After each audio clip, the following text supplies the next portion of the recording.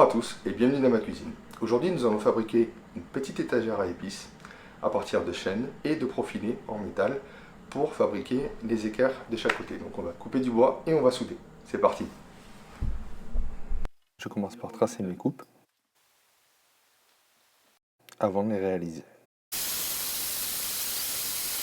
Alors pour fabriquer mes étagères, j'ai acheté 7 barres de métal. Donc qu'est-ce que c'est? C'est du fer laminé plat 20 x 4. Donc 4 mm, 20 mm et 1 mètre. Donc dans l'idée, je vais découper et souder pour pouvoir mettre mes lames de chêne dedans. Allez, c'est parti.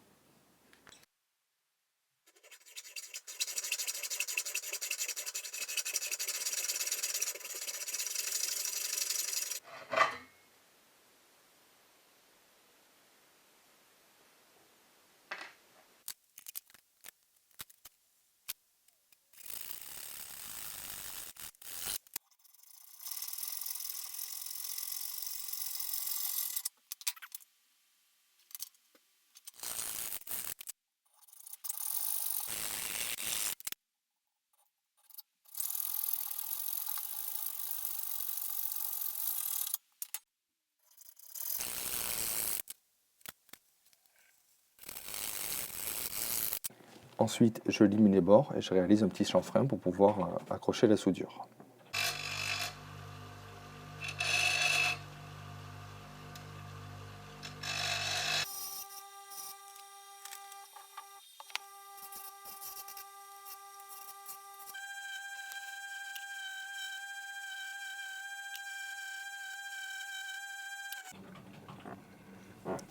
Enfin, je nettoie le métal de manière à ce que la soudure accroche.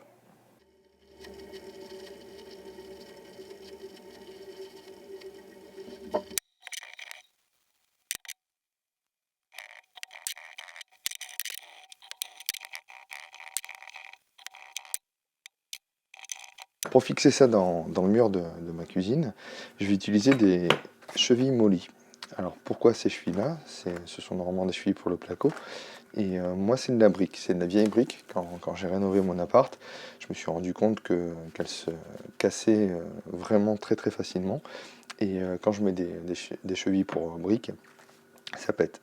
Donc je vais partir là-dessus. Pour percer, vous pouvez utiliser une perceuse à colonne si vous en avez une, ça reste le plus simple, mais vous pouvez le faire aussi avec une perceuse classique. Il vous faut des forets à métaux. Donc pour ma part, j'utilise des Bosch. Et j'utilise aussi ça, de l'huile de coupe. Ça permet de ne pas trop chauffer le forêt et de pénétrer du coup mieux dans le métal. Ça économise vos forêts.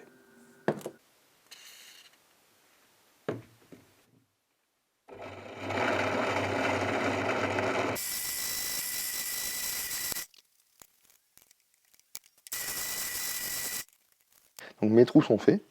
Par contre, de manière à englober la tête de vis, je vais prendre un forêt de 10 et je vais légèrement chanfreiner pour que la tête rentre parfaitement dedans.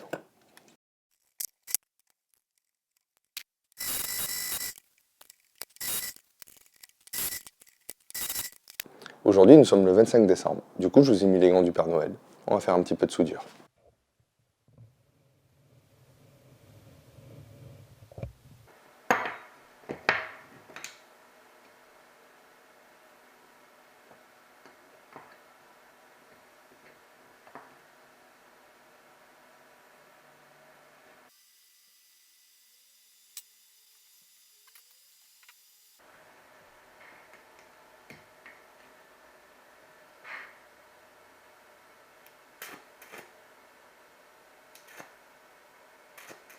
Je soude juste un point pour tenir le métal. Ensuite, je pourrai souder le reste.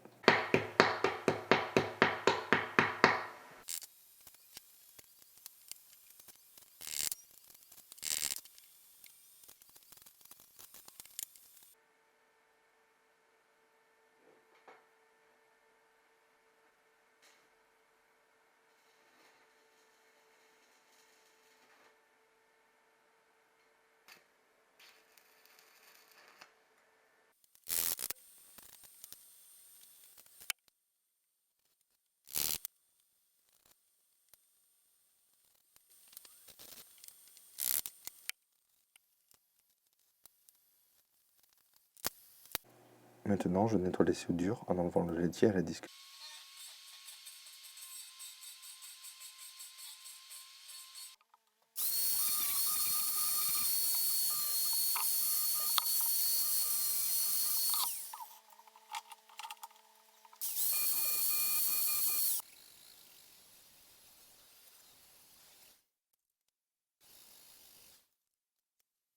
Enfin, j'arrondis mes angles.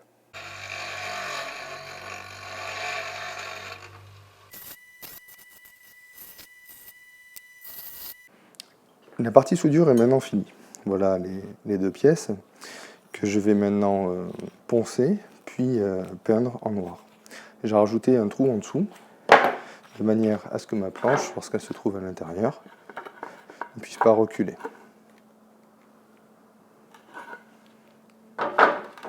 Au niveau du bois, c'est du chêne de grande surface de bricolage que j'ai coupé comme un porc. Du coup, les traces de lame sont quand même bien apparentes. Alors, je vais raboter tout ça avec mon petit Metabo DH330.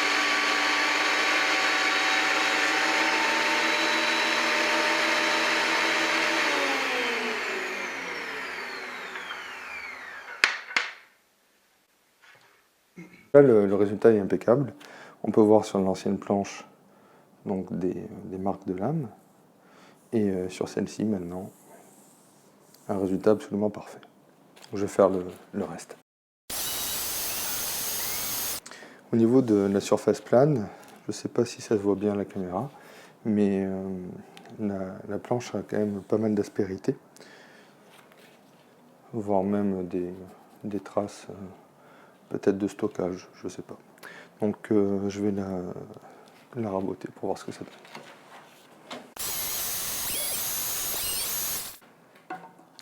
À nouveau, le résultat est impeccable. Même avec les gants, je sens qu'elles sont parfaitement lisses. Donc rien à dire, impeccable. Donc pour ça c'est bon. Maintenant, je vais faire des petits chanfreins sur les bords. Pour faire les chanfreins, je me sers de mon affleureuse Makita.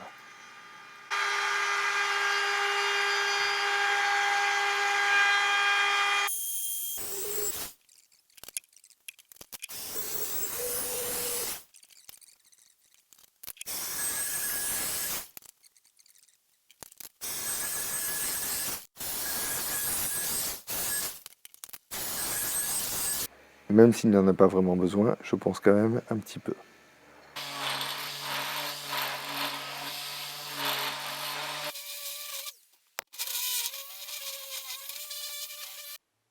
J'applique maintenant de l'huile de finition.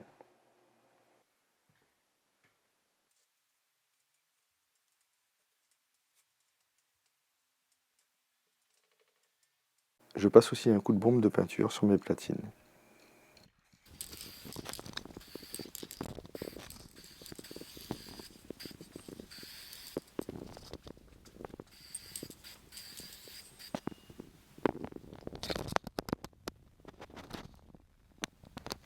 Ici, le mur de ma cuisine qui va accueillir mes deux étagères. Pour le moment, je n'en positionne qu'une seule.